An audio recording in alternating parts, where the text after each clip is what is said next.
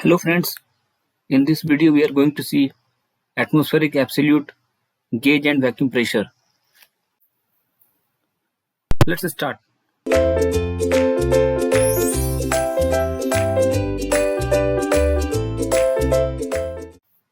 So first of all we are going to see atmospheric pressure.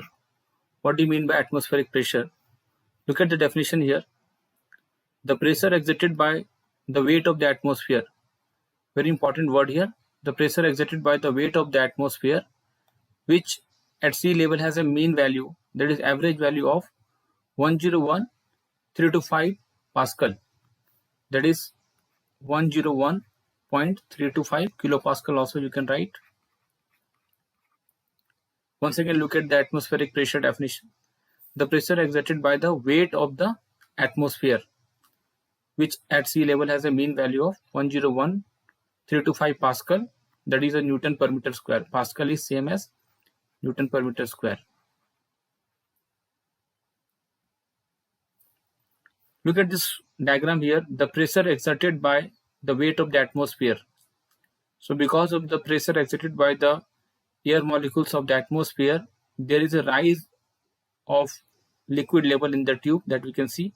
Let us say this height is h, correct? So with this height h, we can calculate the pressure equal to rho g h, correct? So depending upon the liquid present in the container. So this is a representation of atmospheric pressure, that if atmospheric pressure is acting on the surface, then there will be rise in the level of liquid in the tube. And what happens with the change in altitude? Correct. What happens in the change in altitude with the pressure? So you can see here elevation above sea level. So with the change in the altitude, the pressure decreases. So you can see here is a zero.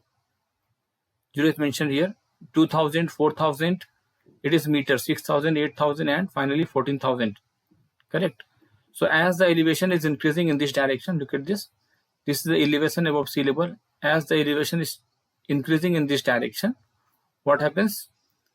Your pressure decreases. You can see pressure is decreasing from 120. What is the unit of pressure mentioned here? Kilopascal. Unit of pressure mentioned is kilopascal, and it is in meter. It is in meter. So as the altitude increases, height or elevation increases, your pressure decreases. So look at this curve. Your pressure decreases, right? Your pressure decreases. So we have the relation also. What is the relation or equation followed for finding the change in pressure for a particular change in altitude? We are having the equation also. We are going to see in the next topic. As of now, let's go into the next one and see the value of the atmospheric pressure. Atmospheric pressure, also known as barometric pressure. Atmospheric pressure, also known as barometric pressure, important word to note here, is the pressure within the atmosphere of Earth. The standard atmosphere is a unit of pressure defined as 101.325 Pascal, that we have already seen. 101.325 kilopascal also you can write, which is equivalent to 760 mm of mercury. Which is equivalent to 760 mm of mercury.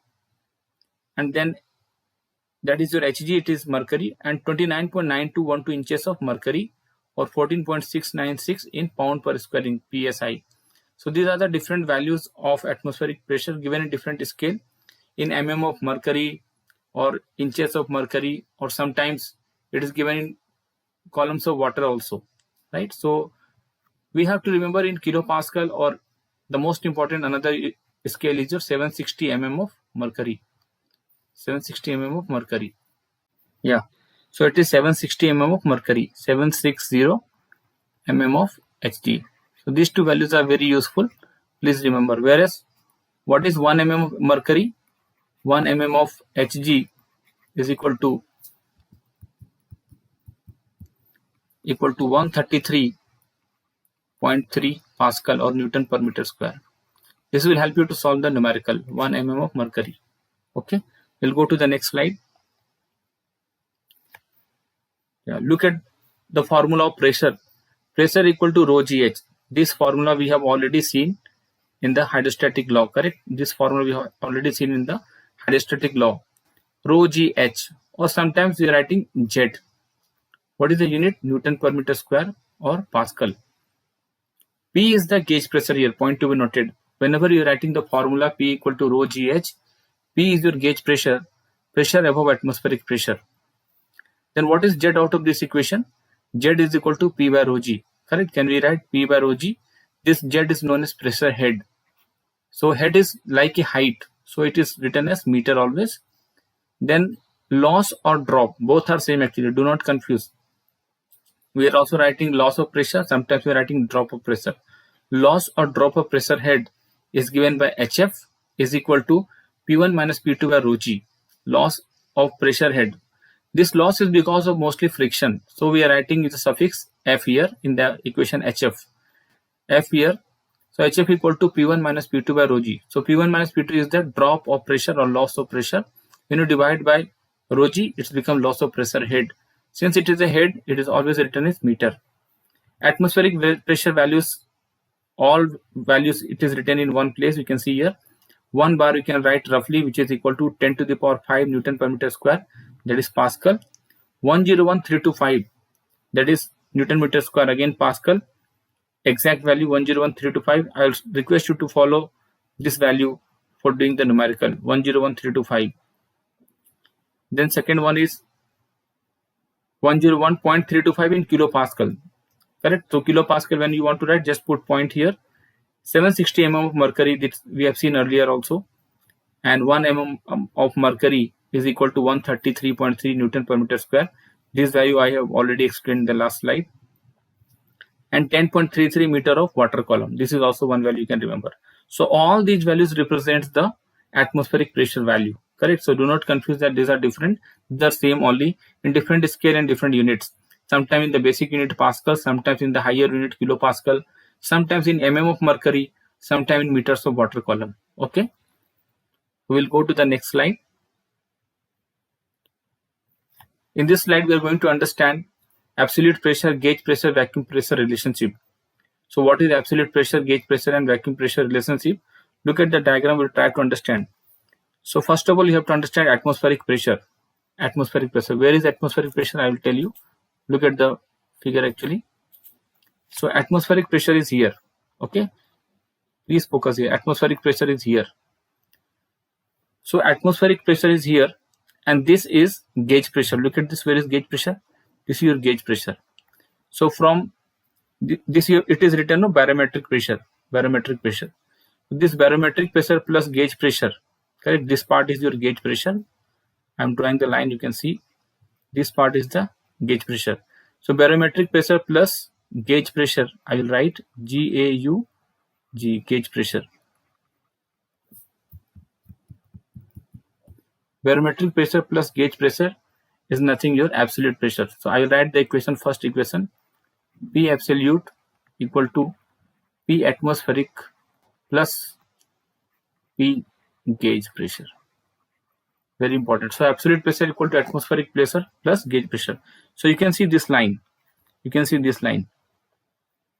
Absolute pressure. Correct. I am just looking to the left hand side. Absolute pressure equal to barometric pressure plus gauge pressure. This is equation 1. Second one is, if your pressure is negative, that is vacuum pressure, then absolute pressure equal to atmospheric pressure minus of vacuum pressure, P vacuum. This is the second equation. So you can see here, absolute pressure is mentioned here in this case. Absolute pressure equal to barometric or atmospheric pressure, which is same height. Correct? This is same height, you can see. Minus of this one, vacuum pressure. Vacuum pressure also known as negative pressure. So as per the equation P absolute, you can see P absolute here. P absolute equal to atmospheric pressure full length minus of vacuum pressure. So it will give you the absolute pressure. Correct? So if I want to draw it in a simpler way, separate, so I can write like this. This is your, one second, we'll draw in another scale so that you can understand. Yeah, look into this diagram, this graph actually.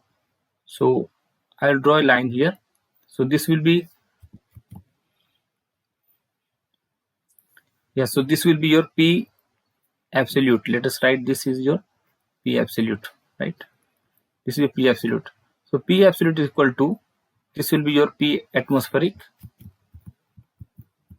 P ATM. Yeah, this will be P atmospheric pressure, and this is your P gauge pressure. This is your gauge pressure, correct? So if you add this, P absolute equal to P atmospheric plus gauge pressure, correct?